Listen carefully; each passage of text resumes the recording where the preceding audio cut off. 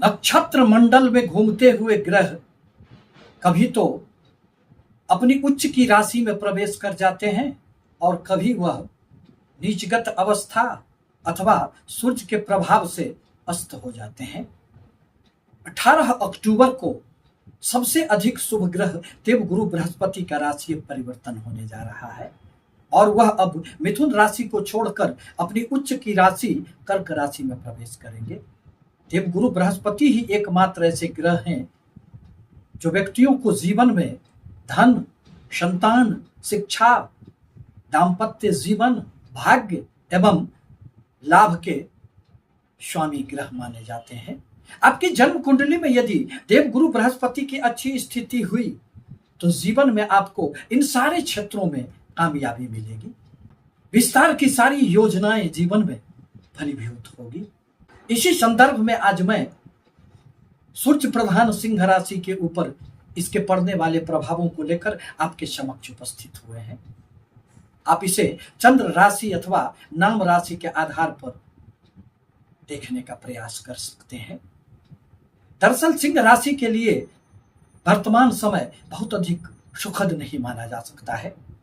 शनि देव जो उनके लिए अत्यंत ही अशुभ ग्रह माने जाते हैं, उनके ढैया के प्रभाव में वह अभी जीवन में अनेक प्रकार की समस्याओं से गुजर रहे हैं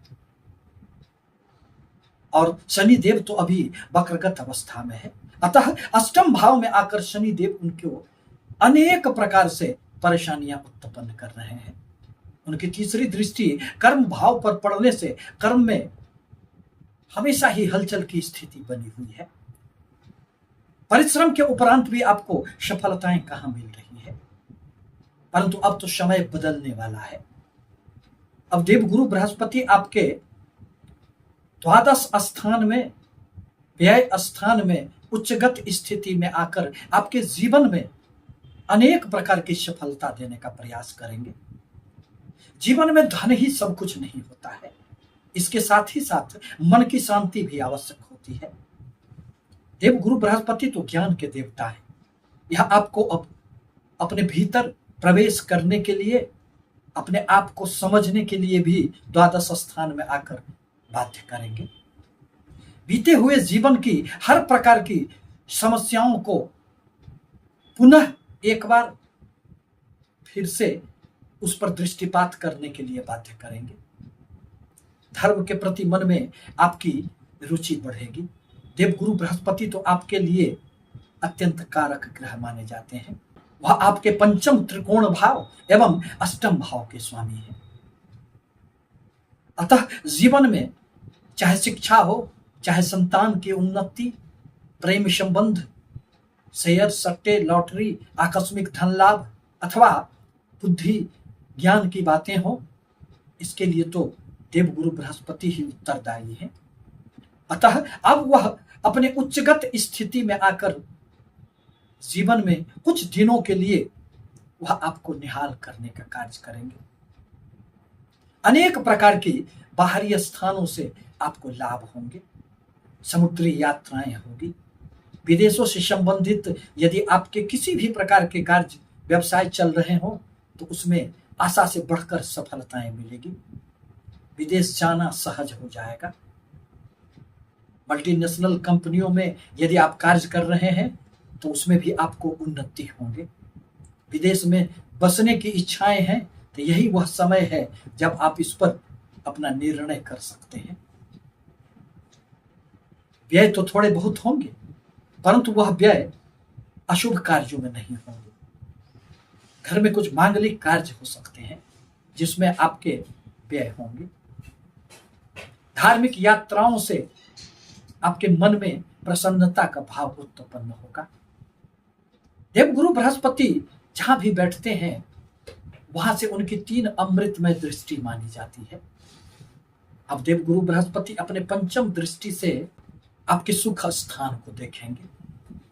अतः यदि आप घर खरीदना चाह रहे थे, यदि आप गाड़ी खरीदना चाह रहे थे, तो अब वह समय आ गया है जिस पर अब आप यदि प्रयास करें तो देवगुरु बृहस्पति के निश्चित रूप से आशीर्वाद प्राप्त होगा। जनता से संबंधित आपके कोई भी कार्य हो, आप यदि राजनीति से जुड़े हो तो उसमें भी आपको सफलताएं मिलेगी। माता से आपको लाभ मिलेंगे, मन में थोड़ी सी सुकून आएगी, अशांतपूर्ण परिस्थितियों से गुजरते हुए आपको थोड़े से विश्राम मिलेंगे और जीवन में सब कुछ अच्छा होने का एक संकेत प्राप्त होगा। भाग्य का भरपूर साथ मिलेगा और कहा भी गया है कि भाग्यं फलति सर्वत्र न विद्या न च पौरुषम।